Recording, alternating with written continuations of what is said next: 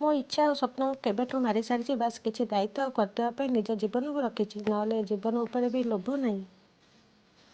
ଜୀବନରେ ଏମିତି ପରିସ୍ଥିତି ଚାଲିଛି, ନା ଶାନ୍ତିରେ ହସି ପାରୁଛି, ନା ମନ ଖୋଲି କାନ୍ଦି ପାରୁଛି।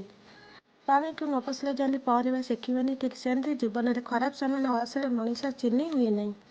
ଗୋଟେ କଥା ମନେ ରଖିବ, ଯେତେବେଳେ ତୁମେ ହାରିଯିବ ନା, ସେତେବେଳେ ଥରେ ସେଇ ଲୋକକୁ ଚାହିଁବ ଯିଏ ତୁମକୁ ଭଲ ପାଆନ୍ତି, ତୁମର ମଙ୍ଗଳ ଚାହିଁବ, ତୁମ ଖୁସିରେ ଖୁସି, ଦୁଃଖରେ ଦୁଃଖ ହୁଅନ୍ତି।